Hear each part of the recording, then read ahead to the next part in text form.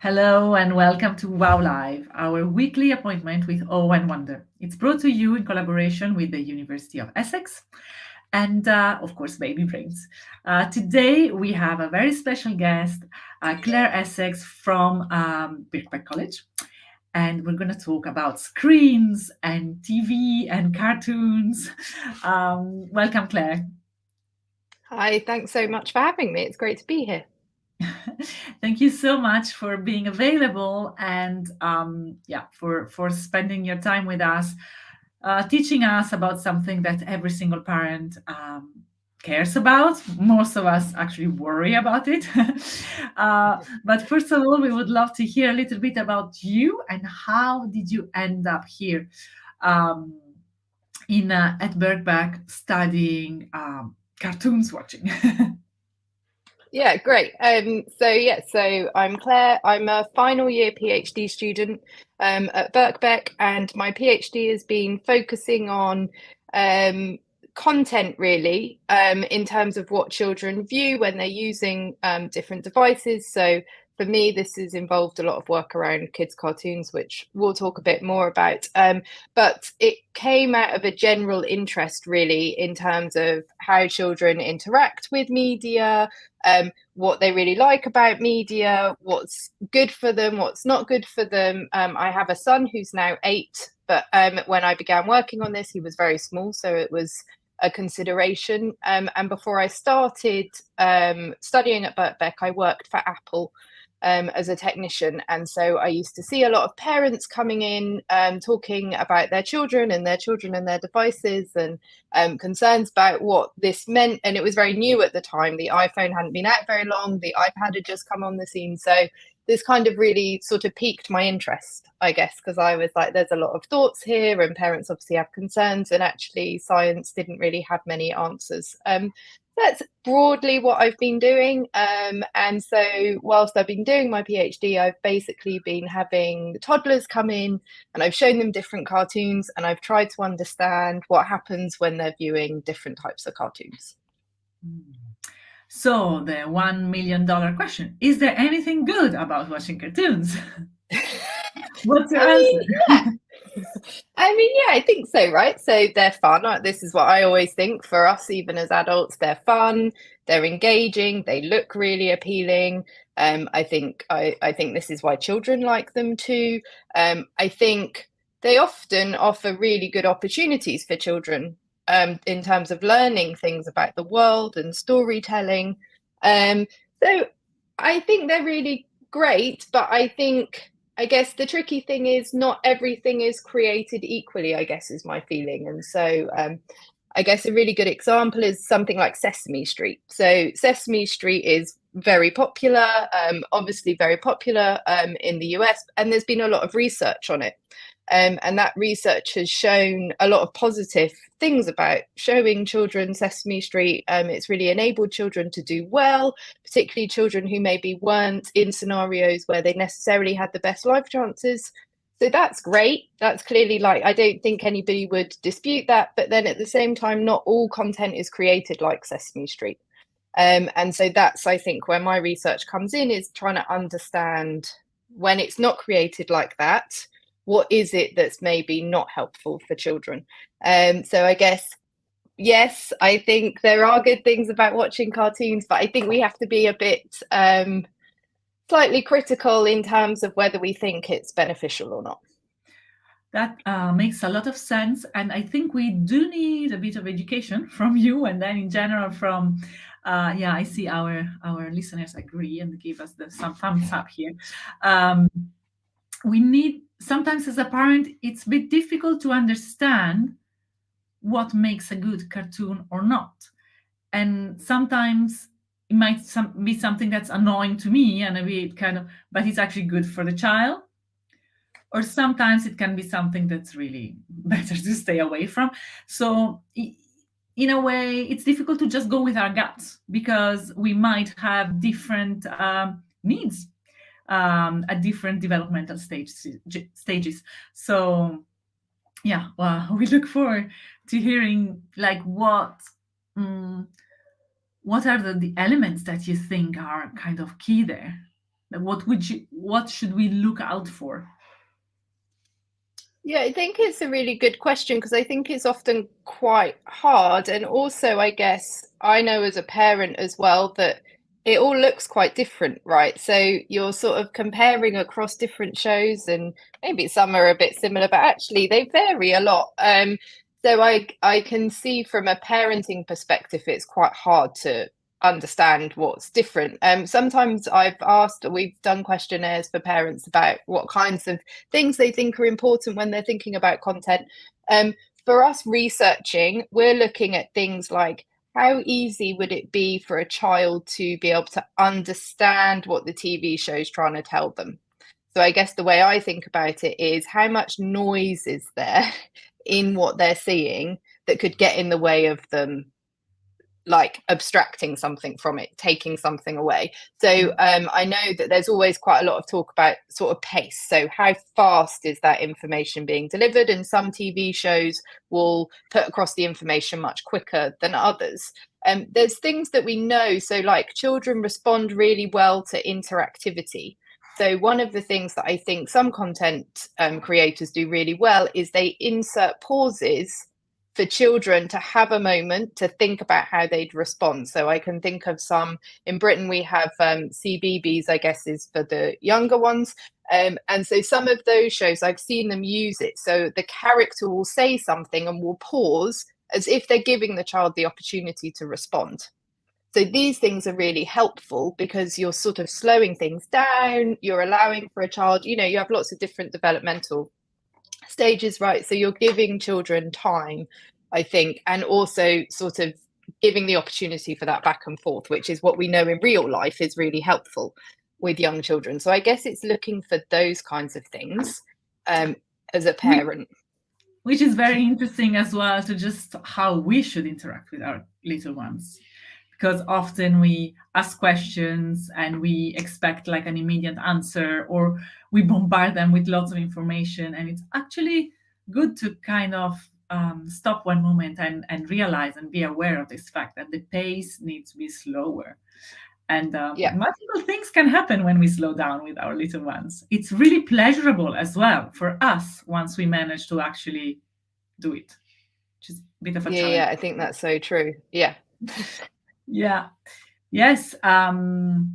So in terms of, I know in your lab there are people as well studying all sort of screens, right? So Yeah.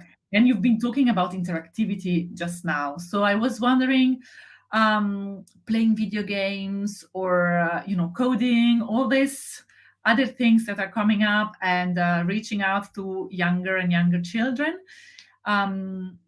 Do you think that's better than watching cartoon? It's worse, or it depends? Yeah, I guess the sort of sitting on the fence line is I think it depends. I think so.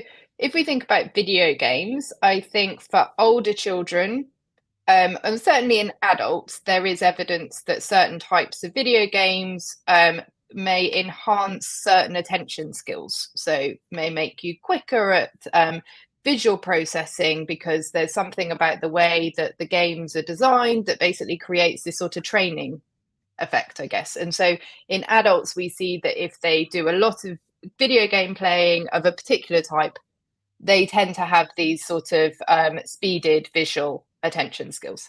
It's not so clear in children. There's very little research. I think when I think about children's apps, I think they probably share some of the properties that games have, but obviously they've got to overcome some of the sort of limitations that children have in terms of motor skills and things. So I don't think they're worse than watching TV or better necessarily. I think we don't understand currently how helpful they are. And I think that it's often down to individual children in terms of how they respond to them, right? Like I think about my own son, and if he spends too long, he's 8 now, like I said, if he spends too long playing Pokemon, then I know that he's been playing for too long. But I don't know as a parent or as a scientist, was it the Pokemon or is it his enjoyment of Pokemon? Do you know what I mean? It's like, it's very hard, I think. And so I see for parents that's very hard. But I think the same principle, really, that I was talking about with how you pick your TV content, I think is the same for apps as well.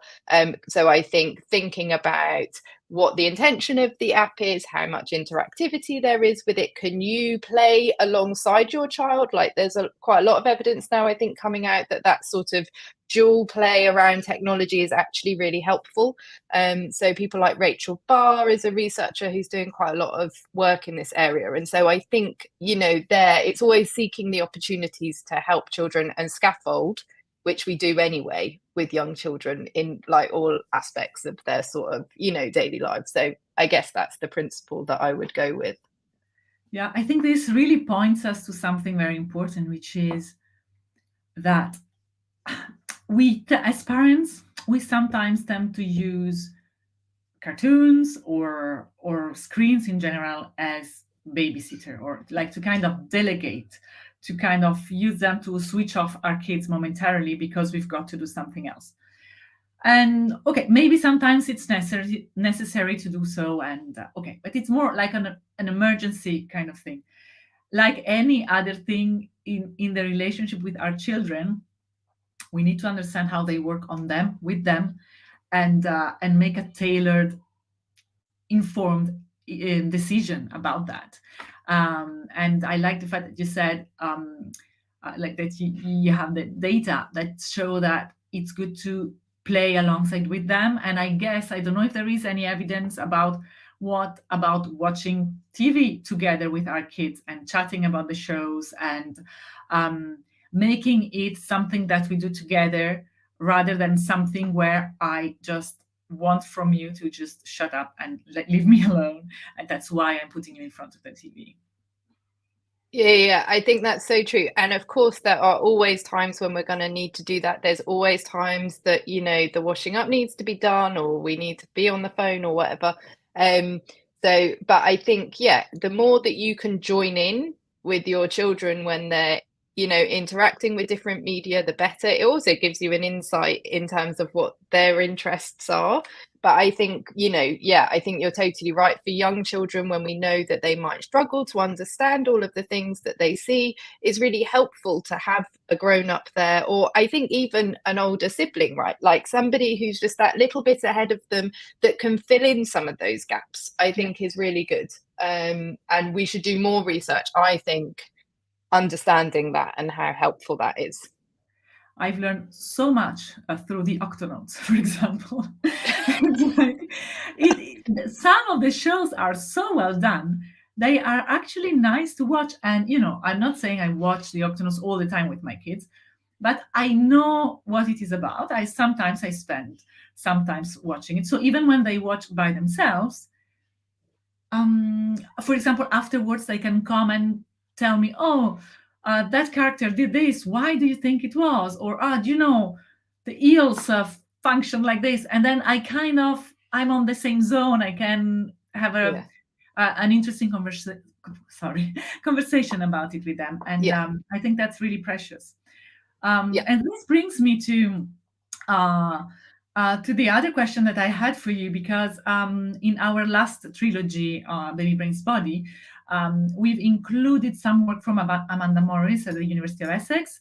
And she has this paper saying that it's not like like she has this term technoference.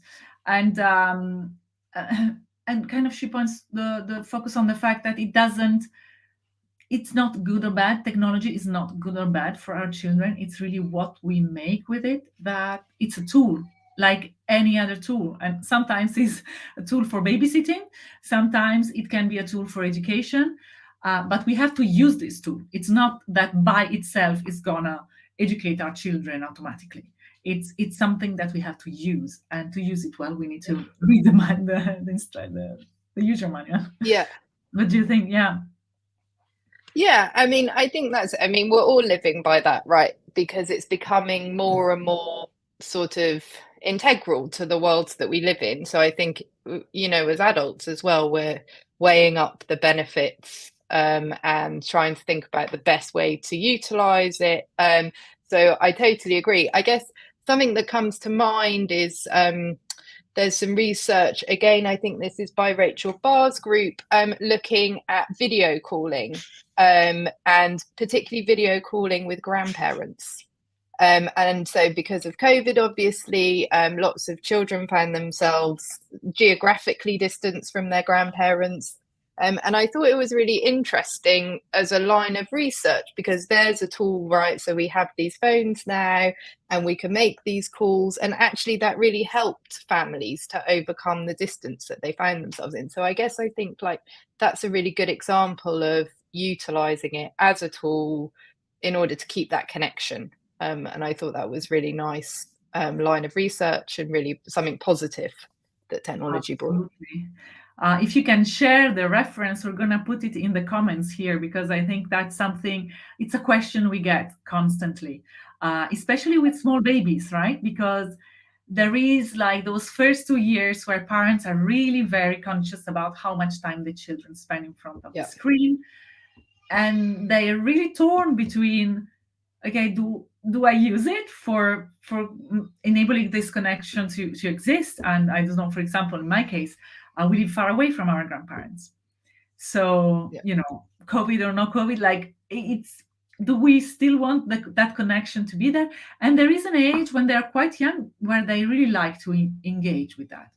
I think when they get a bit older, maybe it's less so. Like, I think it varies again. There is a development there. It's difficult to kind of have a blanket approach that works for everyone all the time. Yeah.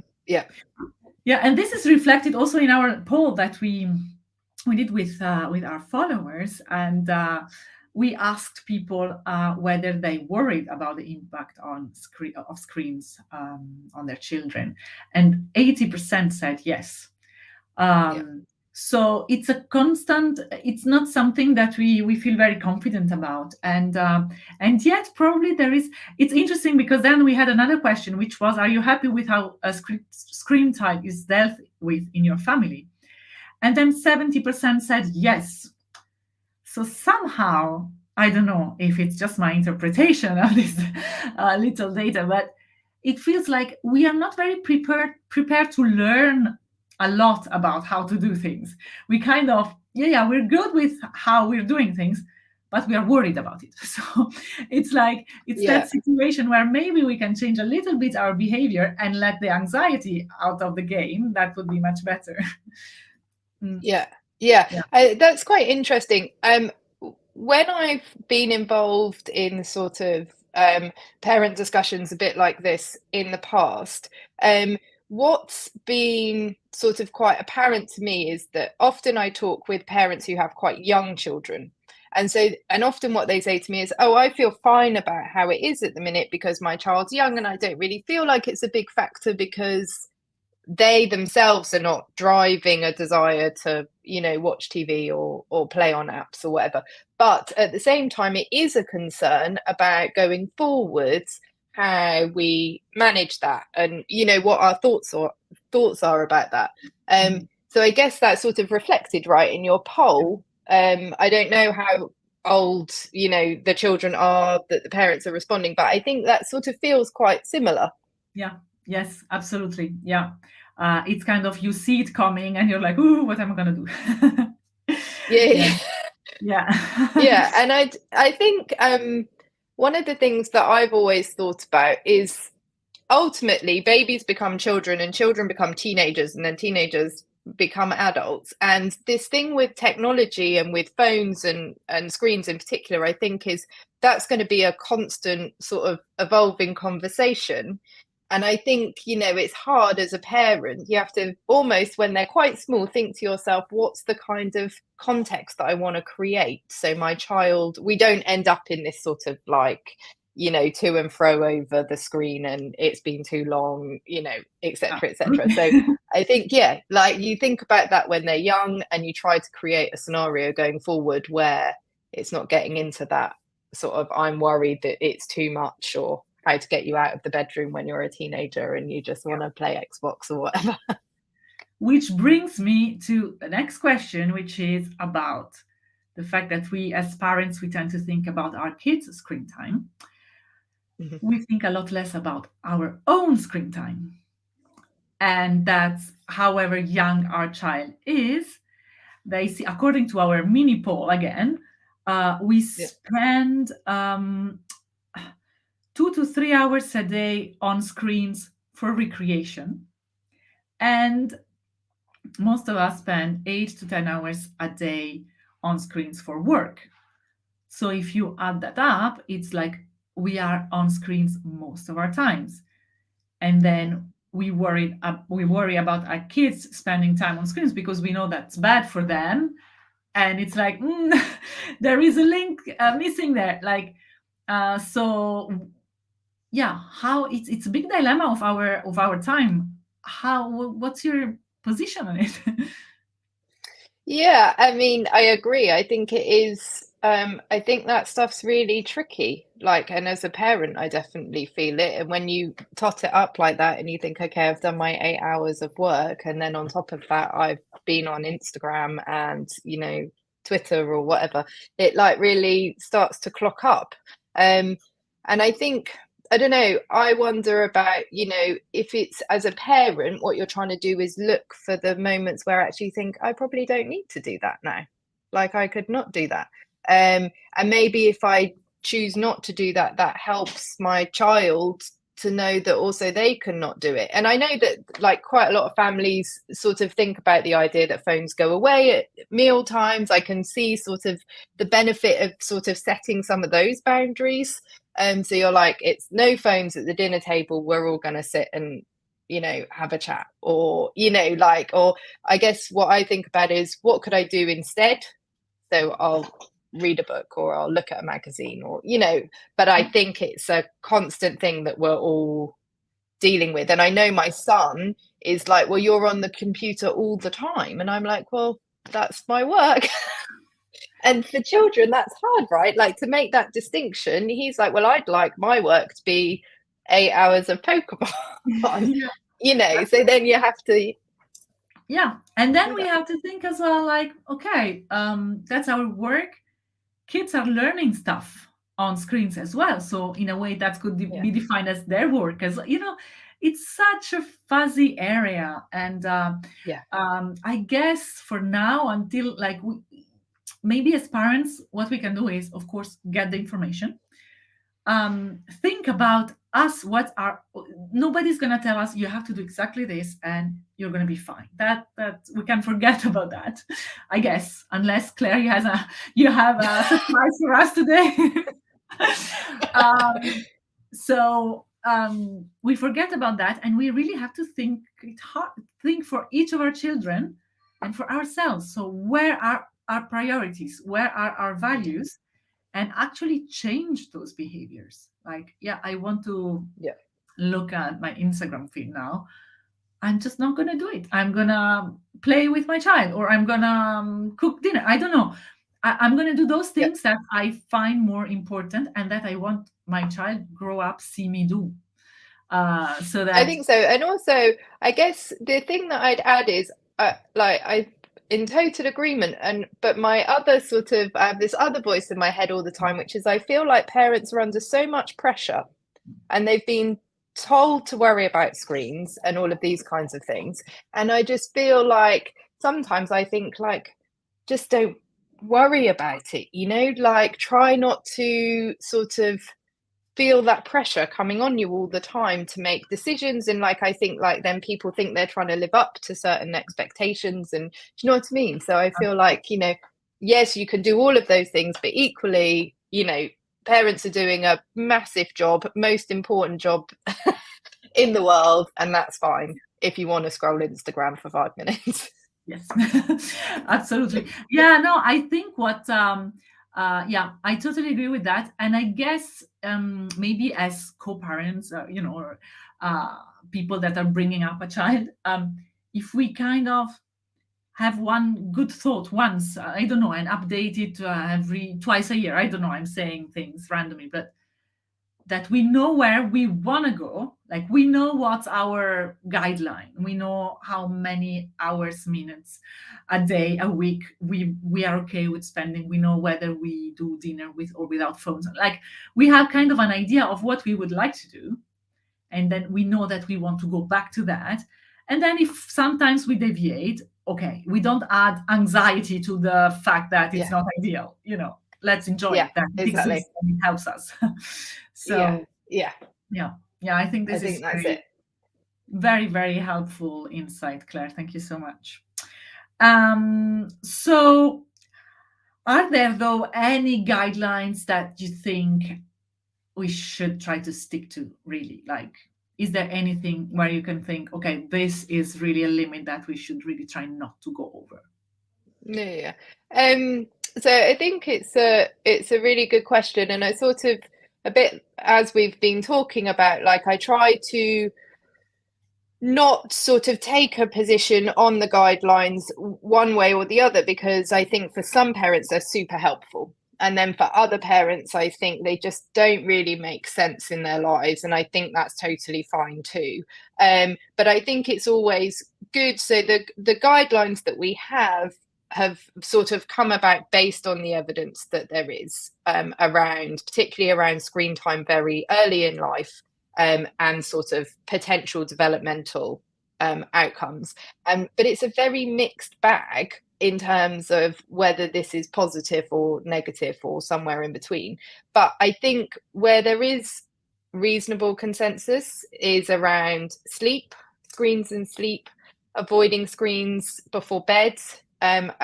Consistently has been shown that that is very helpful. So it's been shown in teenagers and in adults, and people are working on it in younger children as well. So I think that's pretty robust. So I guess that one, and also things around screens and physical activity. So, but again, this is often sort of very high levels of screen time. But, thinking to yourself, they've had some screen time. Can I counter it with some extra physical activity, or, those kinds of things, I guess. Yeah. So I guess for me, those are the guidelines that seem to have the most evidence to support them. Yeah, it's very helpful. Thank you. And they seem reasonable, and they seem something that should not be that difficult to put into place. Also, because a child that's been watching TV, then it's usually quite difficult to put to bed. So in the end, we have a reward straight there if we actually Yeah. try and do it. Um, and about the physical activity, what we tend to do in our family, I don't know if it's a good technique, but we tend to do it a little bit the other way around, like saying, okay, yeah, they're a bit bigger, my kids, so but we say, yeah, you can watch TV, but go for a walk, or we like go in the garden, play ping pong, go on the trampoline for a while, Yeah. and then you can relax watching TV, Yeah. something like that, so that, Yeah. and in a way everybody is happy this way, and it works well. So good, they are not too tough ones to put into practice. I Yeah. think so, right? And that's always the thing that I think about guidelines, is then everybody's trying to like do the right thing, and sometimes you're not gonna succeed, and and that's totally fine. But I think, yeah, always thinking about the ones that feel manageable. Like, do they fit with my family dynamic? Yeah. Is it Yeah. something I'd like to do? So then those ones, I think, yeah, seem like the achievable ones. Yeah, I guess this is a theme that's coming out throughout our series of Wow Talks, and it is that you kind of have to have that level of awareness of who you are and what your family is about. And once you've got that clear, then you can work with the information that you receive, with the guidelines, and you, instead of them being a source of anxiety for you, they are a tool that you can decide to use, or you decide what to do with it. Yeah. Yeah. So yeah. Last question for you. Yeah. Like, if you had to sum it up in just one sentence or two, what would you tell all parents? Like, what should everybody know about cartoons? It's a really good question, isn't it? In one sentence. Or two. Or two. I think parents should always go with their gut feeling in terms of what their children are doing. And that's the same for TV and cartoons.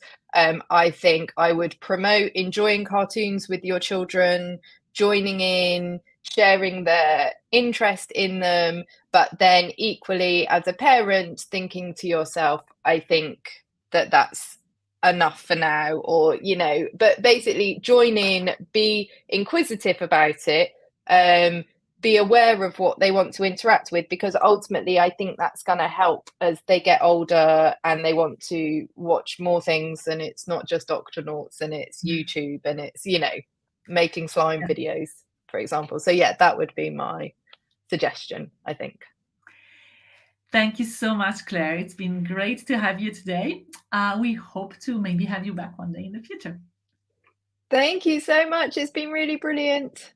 Thank you. Thanks. Thank Bye-bye. you. Bye.